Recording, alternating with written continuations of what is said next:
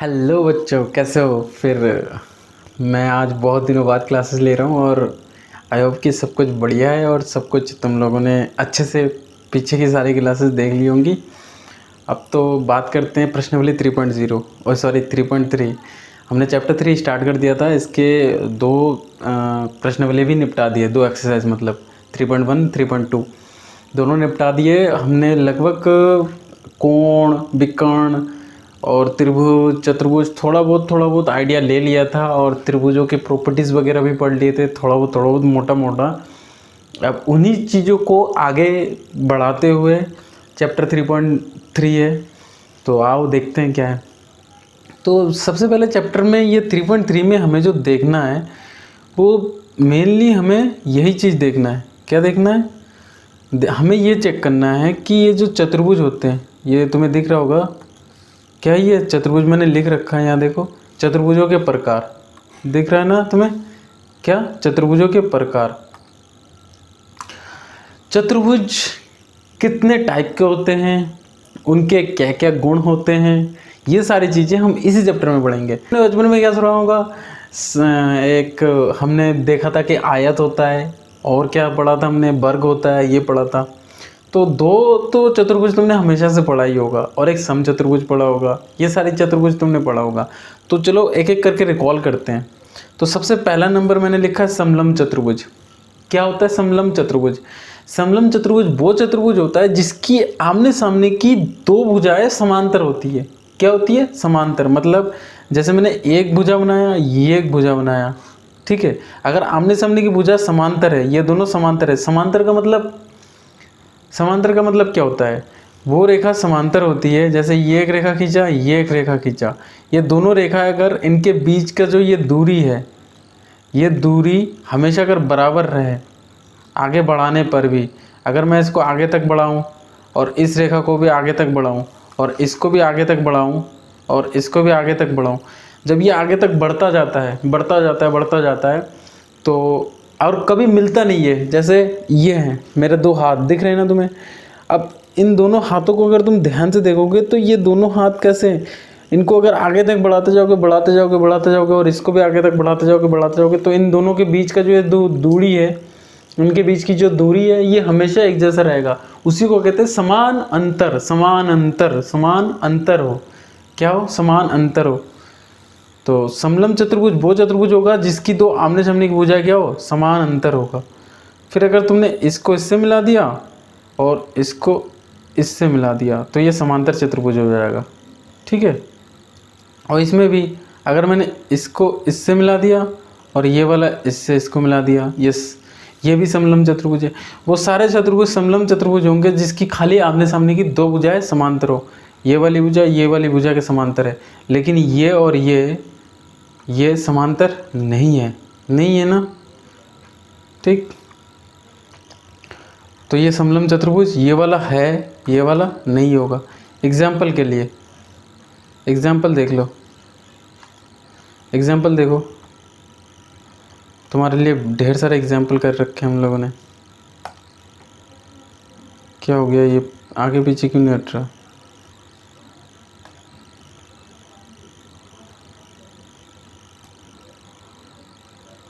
समलंब चतुर्भुज की एग्जाम्पल देखो। ये जो चतुर्भुज है तुम्हारे पास, ये एक समलंब चतुर्भुज है, ये वाला समलंब चतुर्भुज है, ये नहीं है, ये नहीं है, ये वाला समलंब है क्योंकि ये वाली भुजा और ये वाली भुजा समांतर है। ये वाली भुजा और ये वाली भुजा का तो पता नहीं, लेकिन ये भुजा और ये भुजा समानांतर है। देखो ये भुजा और ये भुजा समानांतर है? नहीं है। ये भुजा और ये भुजा समानांतर है? नहीं है। तो ये समांतर चतुर्भुज नहीं है और ये वाले पूरा समांतर चतुर्भुज है। रीज़न क्या है? हमें सबको पता है कि क्या कारण होता है समांतर चतुर्भुज होने के और समांतर चतुर्भुज ना होने के। पता चल गया ना? समांतर होने के लिए क्या कारण चाहिए? समांतर होने के लिए क्या कारण चाहिए? आमने सामने की भुजाएं समान अंतर होनी चाहिए। आमने सामने की भुजाएं समान अंतर होनी चाहिए। 1 मिनट, मैं वीडियो को पॉज कर रहा हूँ यहीं पे। तो चलो अब स्टार्ट करते हैं आगे। अब देखो, अब देखते हैं समांतर चतुर्भुज। क्या देखते हैं? समांतर चतुर्भुज। समांतर चतुर्भुज में देखो, समांतर चतुर्भुज को इंग्लिश में पैरेलल पैरागोन भी कहते हैं। ये चाहो तो ये लिख लो सारी चीज़ें, क्योंकि ये बाद में बहुत ज़्यादा काम आएगा जब तुम हायर क्लासेस में चले जाओगे और उस टाइम पे तुम्हें इंग्लिश को भी साथ में लेके चलना पड़ेगा। देखो, समांतर चतुर्भुज वो सारे चतुर्भुज जिसके आमने सामने की भुजा समांतर है। जैसे ये और ये भुजा समांतर है, ये और ये भुजा समांतर है, तो ये एक समांतर चतुर्भुज हो गया। फिर जैसे मैंने ये खींचा, ठीक है, इसको इससे मिला दिया और इसको इससे मिला दिया, तो ये भुजा इसके समांतर है, ये भुजा इसके समांतर है। फिर मैंने खींचा ये समांतर चतुर्भुज हो गया। क्यों?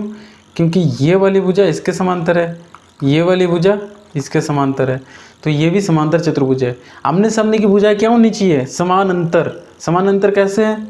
अगर मैं इसको आगे तक बढ़ाऊं, ठीक है, और इसको भी आगे तक बढ़ाऊं, तो इनके बीच की दूरी हमेशा क्या रह रही है? समान रह रही है। और मैं इसको आगे तक बढ़ाऊं, और अगर इसको आगे तक बढ़ाऊं, तो इसके बीच की दूरी क्या रह रही है? समान अंतर रह रही है। और जब इसको आगे तक बढ़ाओगे और इसको आगे तक बढ़ाओगे, वैसे इस रेखा को आगे तक पीछे की ओर बढ़ाओ और इस वाले को आगे तक और बढ़ाओ, तो देखो इनके बीच की दूरी किनके ये और ये गैप हमेशा क्या है? बराबर बराबर रह रहे हैं ना, ठीक है। तो इसी को कहते हैं समांतर चतुर्भुज। समांतर चतुर्भुज का मतलब क्या है? आमने सामने की भुजाएं समांतर हो, समांतर चतुर्भुज होगा। अब समांतर चतुर्भुज के कुछ गुण होते हैं, वो हम थोड़ा पढ़ लेते हैं यहीं पे, ठीक है। चलो यहीं पे पढ़ लेते हैं। समांतर चतुर्भुज में कुछ गुणधर्म पढ़ लेते हैं, ठीक है। समांतर चतुर्भुज को मैं डायरेक्ट चतुर्भुज बना रहा हूँ के गुण। देखो, अब समांतर चतुर्भुज के कुछ गुण क्या होते हैं? एक तो जो समांतर चतुर्भुज होता है, इसकी आमने सामने की भुजाएं समांतर होती है, ठीक है। आमने सामने की भुजाएं समांतर तो होती ही हैं, साथ में बराबर भी होते हैं। तो पहला गुणधर्म यहाँ लिख रहे हैं। पहला, आमने सामने की भुजाएं आमने सामने की भुजाएं समांतर तथा बराबर भी होते हैं, ठीक है। बराबर भी होते हैं। एक तो ये मिल गया तुम्हें। दूसरा क्या होता है? आमने सामने की भुजा समांतर और बराबर तो होती है, फिर ये आमने सामने का जो कोण होता है, ये वाला कोण, ये एक दूसरे के बराबर होता है, ये इसके बराबर होता है, ठीक है। और ये वाला कोण और ये वाला कोण बराबर होता है, ठीक है। आमने सामने की भुजाएं और आमने सामने की भुजाएं समांतर और आमने सामने की भुजाएं बराबर होती है। अब आगे लिखो, आगे क्या लिखो? आमने सामने के कोण, सम्मुख कोण, कैसे कोण? ये इसके सम्मुख हो गया, तो सम्मुख कोण बराबर होते हैं, ठीक है। ये लिख लेना अपने हिसाब से अच्छे से, ठीक है। ये बराबर होते हैं। और एक कोण, और एक चीज़ लिखो इसमें गुणधर्म। और एक गुणधर्म क्या है कि ये जो कोण है, अगर मैं इसका नामकरण कर दूँ A, B, C और ये अगर D है, तो देखो ये वाला कोण और ये वाला कोण एक दूसरे के समपूरक होते हैं। क्या होते हैं? समपूरक। समपूरक का मतलब क्या होता है? देखो, पूरक का मतलब क्या होता है? अपोजिट होते हैं एकदम एक तरीके का। और समपूरक, समान में अपोजिट, इसका मतलब क्या होता है? मैं पहले समपूरक बता दूं तुम्हें। समपूरक होते हैं कैसे कोण? आसन्न कोण।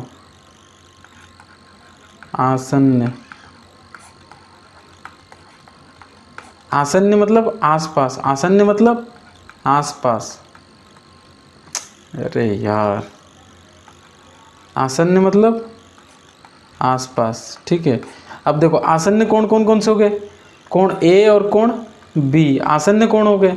तो ये कोण एक दूसरे के क्या होते हैं, समपूरक होते हैं। समपूरक का मतलब समझ लो, समपूरक का मतलब कोण ए जो होगा और प्लस कोण बी जो होगा वो हमेशा 180 अंश के बराबर होगा।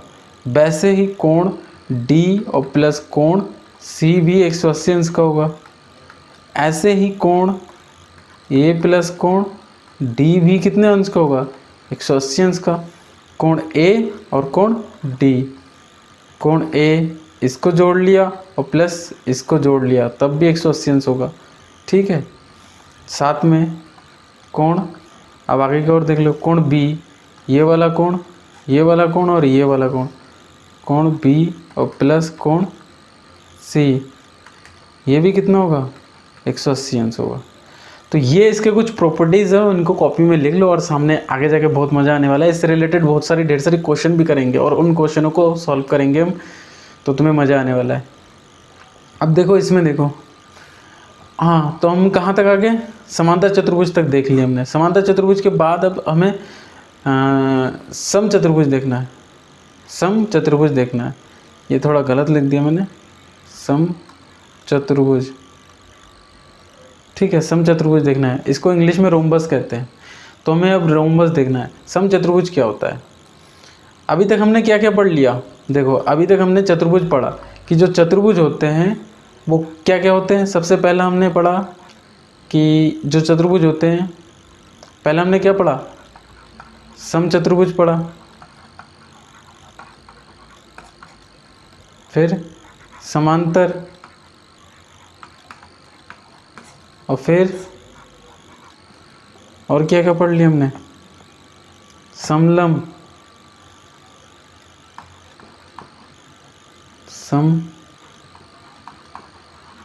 समलम और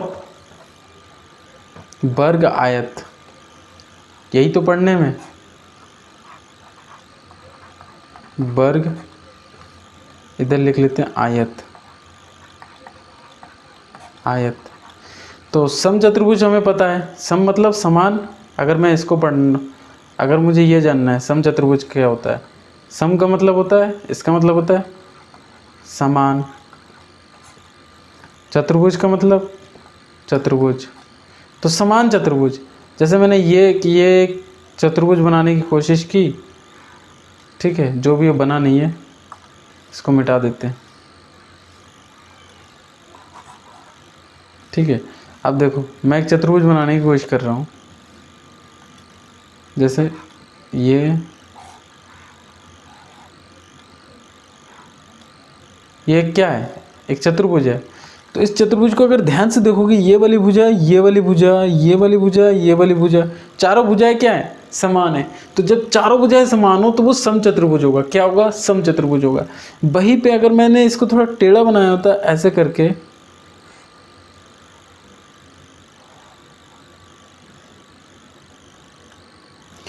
तो भी ये सम चतुर्भुज होता, ठीक है।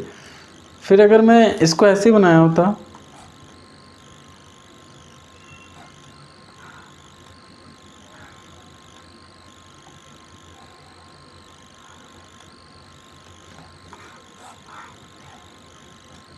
देखो ये सब सम चतुर्भुज है। सम चतुर्भुज क्यों है, इनमें भी देखो ये भुजा, ये भुजा, ये वाली भुजा, ये वाली भुजा, सभी भुजा एक दूसरे के बराबर है। अगर मैं इसका नामकरण कर दूं ए बी सी डी, तो देखो ए बी डी सी के बराबर है, ए डी बी सी के बराबर है। मैं यहाँ पे भी नामकरण कर दे रहा हूँ, ठीक है, सॉरी ये डी है, ठीक है।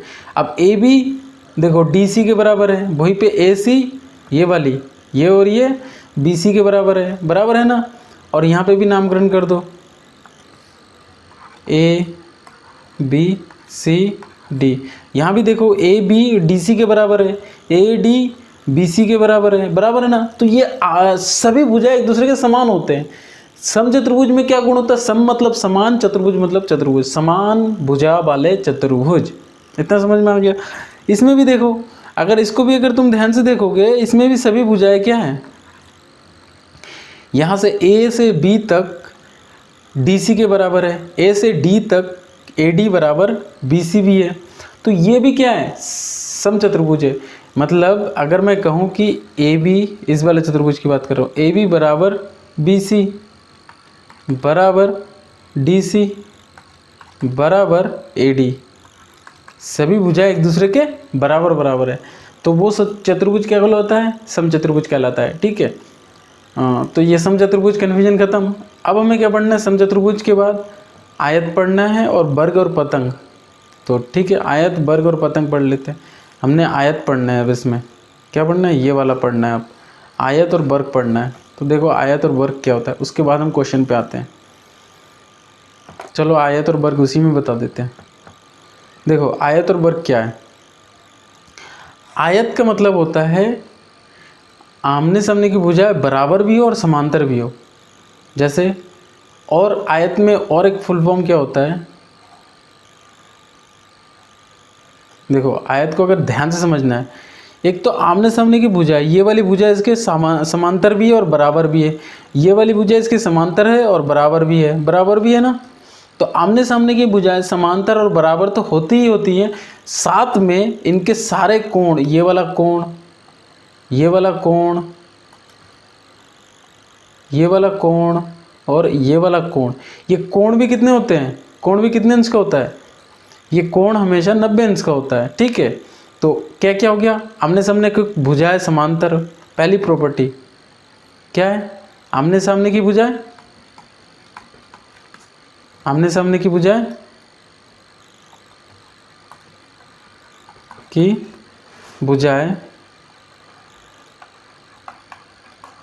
भुजाएं क्या होती है, एक तो समांतर होती है, समांतर को ऐसे लिखते हैं इंग्लिश ऐसे मैथ में, समांतर तथा बराबर होती है। ठीक है, देख लेना अपने हिसाब से, बराबर होती है। दूसरा, आमने सामने की भुजाएं समांतर बराबर होती है, ये तो होती ही होती है, तथा सभी कोण, जैसे A B C और ये D, प्रत्येक कोण, प्रत्येक कोण 90 अंश का होता है। ठीक है, आ गई बात समझ में। आमने सामने की भुजाएं समांतर तो होती ही है, जब समांतर है तो बराबर भी होंगे, बराबर है, समांतर है, तो ये समांतर चतुर्भुज, तो आयत क्या एक समांतर चतुर्भुज है, डेफिनेटली है। क्योंकि समांतर चतुर्भुज में एक ही कंडीशन है, कौन सी कंडीशन, आमने सामने की भुजाएं समान अंतर होनी चाहिए, समान दूरी पे होनी चाहिए, समांतर हो गई। बट साथ में एक कंडीशन और जोड़ दो, 90 अंश का कोण बने, तो वो आयत बन जाएगा। आई बात समझ में, तो आयत समझ में आ गया। अब आयत को ही थोड़ा, इस आयत को अगर मैं यहाँ से काट दूँ, ध्यान से देखो, अगर मैं यहाँ से काट दूँ, ठीक है, जब मैंने यहाँ से काट दिया, काटने के बाद अब ध्यान देने वाली बात यह है कि ये वाली भुजा बराबर है, ये वाली भुजा बराबर है, ये कोण 90 अंश का है, ये कोण 90 अंश का है, ये भी 90 अंश का है, तो सभी भुजा, ये वाली भुजा इसके भी बराबर है, तो सभी भुजा एक दूसरे के बराबर हो जाएंगी। और जो आयत की प्रॉपर्टीज थे, सभी भुजा बराबर होंगे एक दूसरे के, और दूसरा समांतर भी होंगे एक दूसरे के, और तीसरी प्रत्येक कोण 90 अंश का होगा। बस आयत में एक अंतर ये होता है कि आयत में लंबाई और चौड़ाई होती है, और वर्ग में ये होता है कि लंबाई चौड़ाई दोनों एक जैसा होता है, बस यही अंतर है। तो तुम वर्ग की डेफिनेशन लिख लोगे। ठीक है, अब आता है पतंग। अब पतंग में क्या होता है, बचपन में ही हमने पतंग उड़ाया होगा। चलो मैंने इसके लिए चार्ट रखा है, ये लो, पतंग देखते हैं। अब देखो पतंग में क्या है, अब रह गया पतंग। पतंग में जो है, ये देखो, ये वाली भुजा आसपास की भुजाएं बराबर होती है, ये वाली भुजा और ये वाली भुजा एक दूसरे के बराबर है।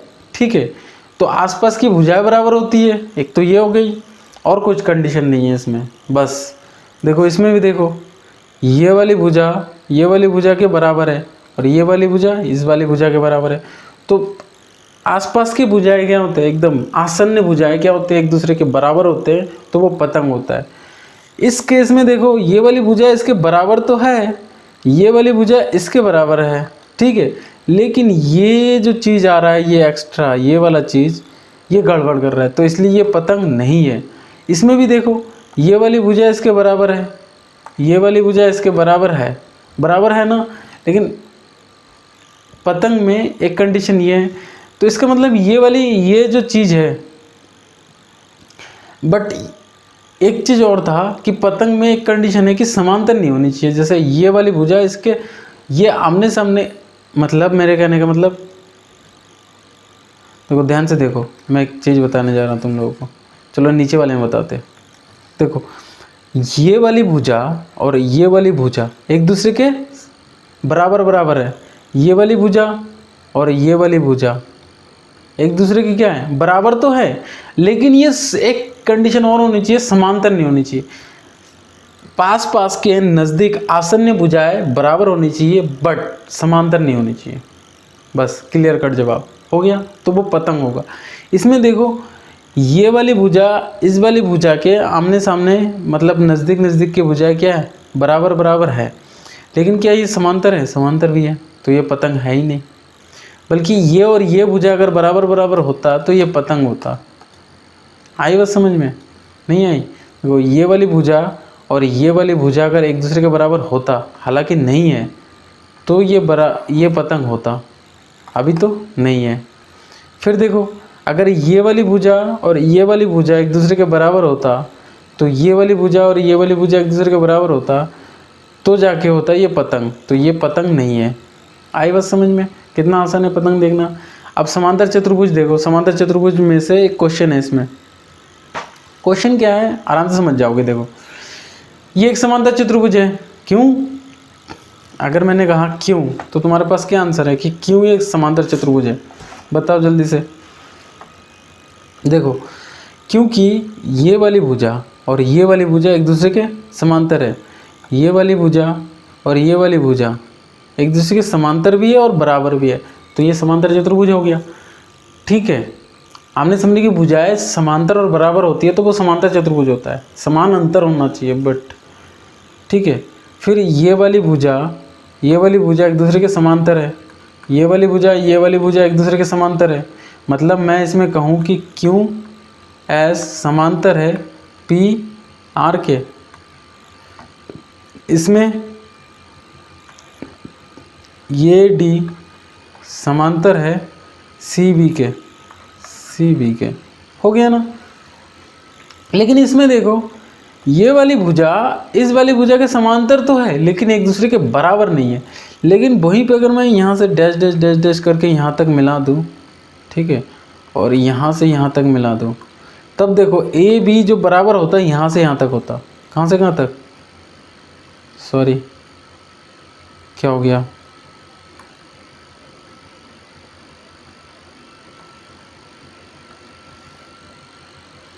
मैं कहाँ पे पढ़ा रहा था? हाँ, यहाँ पे देखो। इसमें देखो, अगर मैं ध्यान से देखूँ, अगर मैं इसको यहाँ से मिला दूँ और इसको यहाँ से मिला दूँ, तो ए बी बराबर जो होता है वो ये वाला एरिया होता है ना, यहाँ से यहाँ तक का। तो ये ए बी और सी डी समांतर तो है, ए बी और सी डी कंडीशन कह रहे हैं ना समांतर है, लेकिन क्या नहीं है, बराबर नहीं है। मतलब A B not equal to C D. ठीक है, बस इस कंडीशन के चक्कर में ये समांतर नहीं है। तो आई होप कि ये समांतर चतुर्भुज तुम्हें समझ में आ गया। चलो जल्दी से अब आगे बढ़ते हैं। अब क्वेश्चन नंबर ये देखो, क्वेश्चन क्या कह रहा है? क्वेश्चन कह रहा है कि आकृति इसमें, इस वाले आकृति में देखना है तुम्हें। ठीक है, इस वाले आकृति में एक समांतर चतुर्भुज दे रखा है। अब इस क्वेश्चन में एक्स वाई जेड का मान निकालना है। इस क्वेश्चन को ध्यान से देखो, ऑब्जर्व करो, पूरे दिमाग से देखो और सोचो और ये कैसे करना होगा। तो देखो, सबसे पहले ये जो टी है और ये एस है, मतलब हमें पता है कि टी एस समांतर है किसके?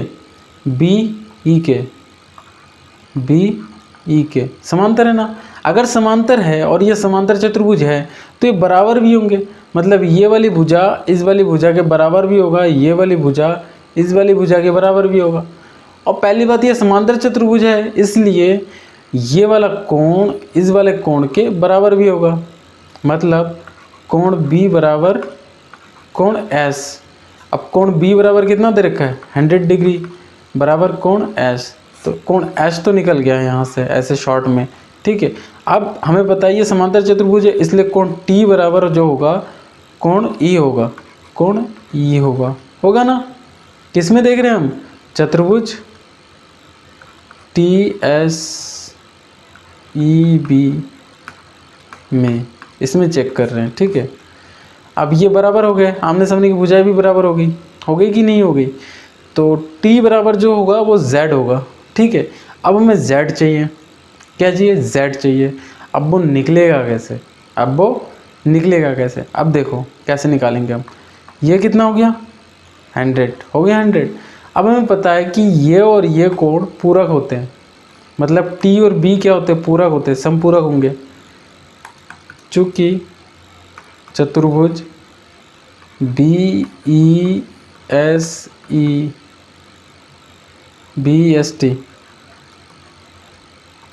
है, ठीक है। T समांतर चतुर्भुज है, क्या है, समांतर चतुर्भुज है, इसलिए पूरक कोण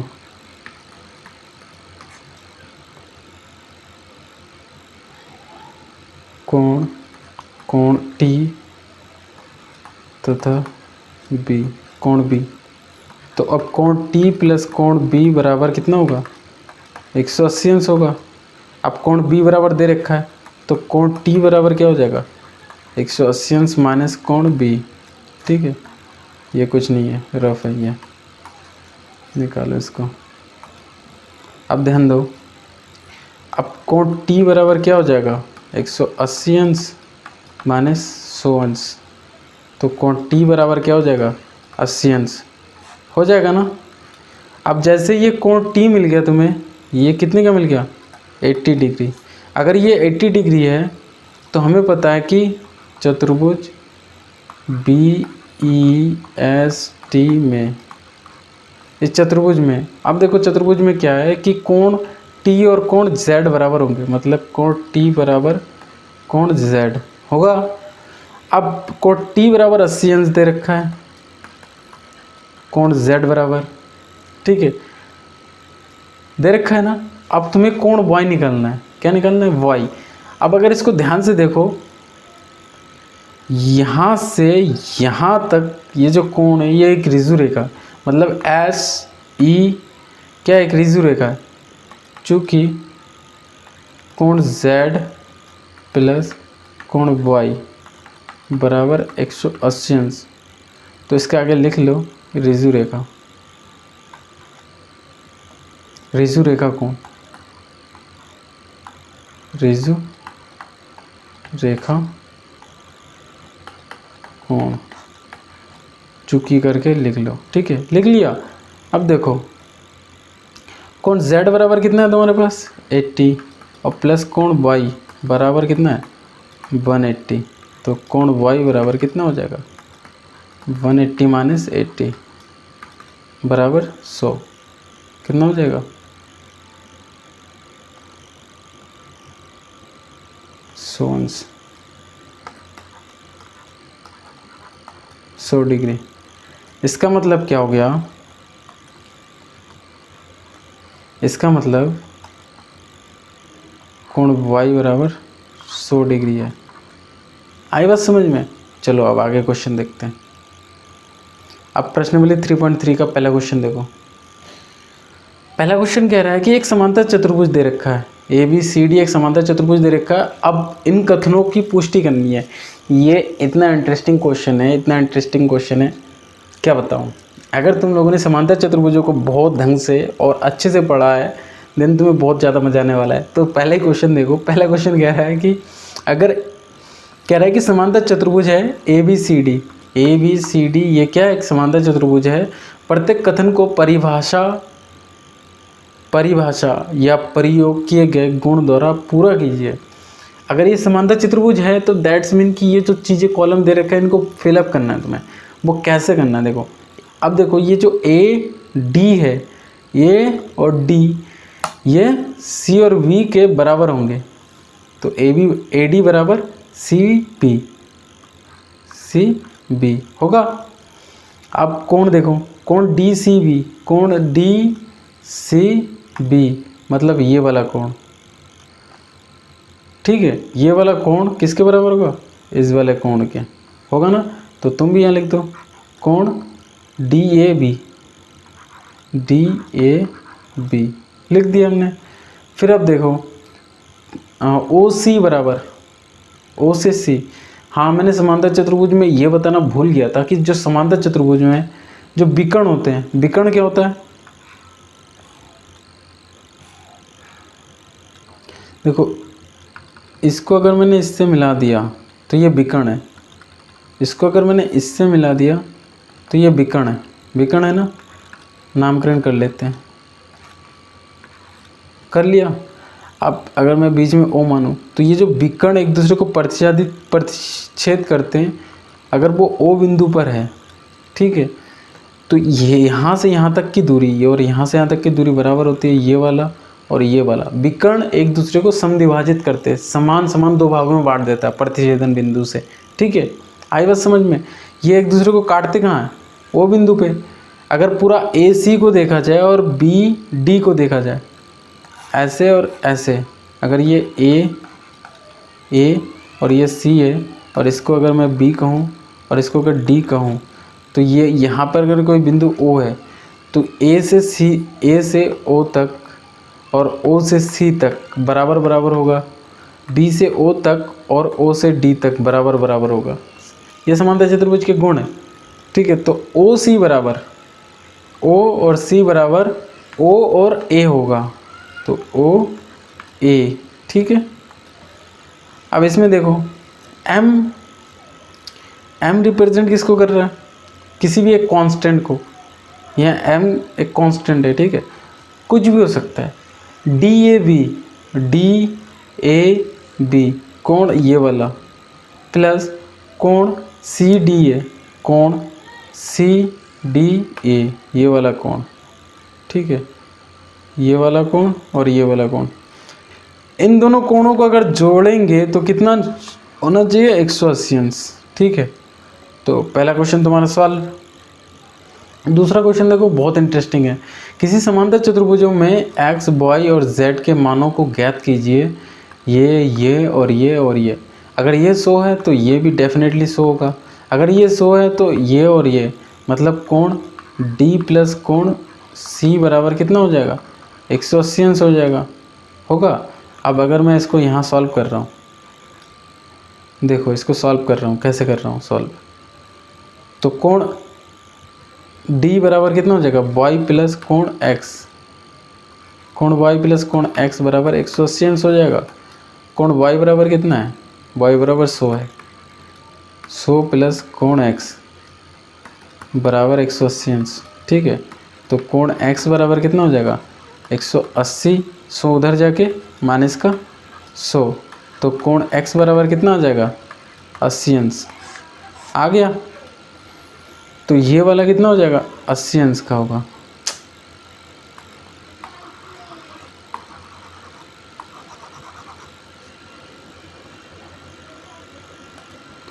तो ये वाला कोण कितने अंश का हो गया, खाली 80 अंश।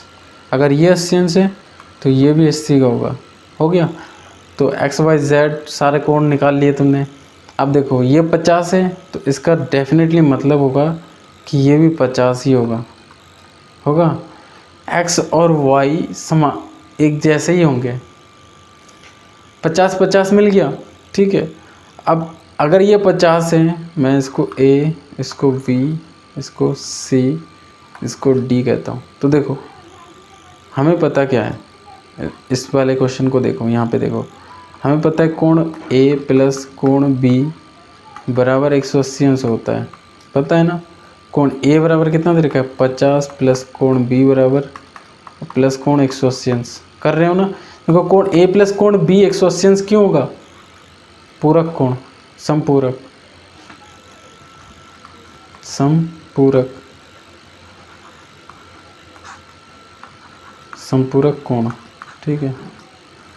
अब देखो कोण बी बराबर क्या हो जाएगा? 180 माइनस 50, तो कोण बी बराबर कितना हो जाएगा? 130 अंश होगा। तो कोण बी बराबर 130, अगर ये 130 है तो ये भी 130 होगा, ठीक है। अब देखो अगर ये 50 है तो z बराबर, अब देखो यहाँ से ध्यान देने वाली बात यह है, अगर तुम इसको ध्यान से देखोगे, ये यहाँ से लेके यहाँ तक पूरा एक रिजु रेखा है, रिजु रेखा है ना, तो 180 अंश का कोण होगा, ठीक है। अब यहाँ पे देखो कोण D C B, D C B मतलब कोण यहाँ से ये वाला, ठीक है, कोण डी सी बी प्लस कोण बी सी, अगर यहाँ ओ मान लो, मान के चलो बी सी ओ बराबर कितना होगा? 180 अंश होगा, क्योंकि इन दोनों को जोड़ोगे तभी तो एक रिजु रेखा बनेगी, रिजु रेखा कोण,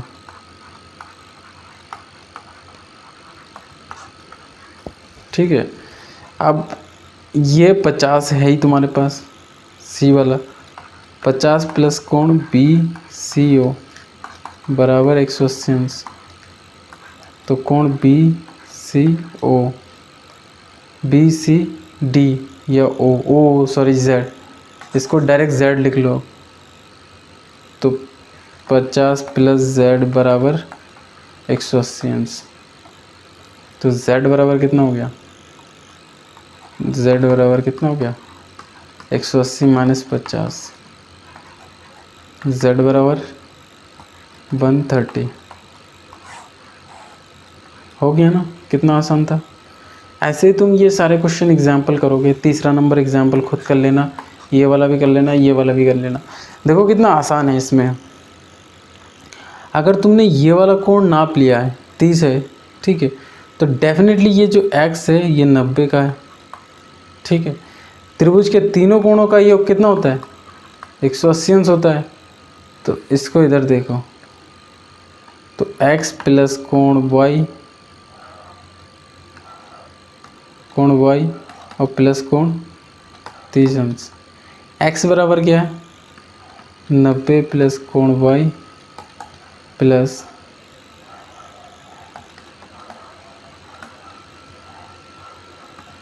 30 बराबर 180 अंश हो गया। अब कोण y बराबर, कोण y 90 और 30 कितना होता है? 110, 120, तो 180 माइनस 120, तो कोण y बराबर कितना हो गया? 60 अंश, ठीक है। तो ये वाला कोण, ये सारे कोण याद हो गए, y निकल रहा है, x निकाल लिया, अब रह गया z। अब देखो ये और ये रेखा समांतर है, चलो इसको फिर से बता रहे हैं। अब देखो ये रेखा और ये वाली रेखा एक दूसरे के समांतर है। अगर ये समांतर हैं, क्या है? समांतर हैं।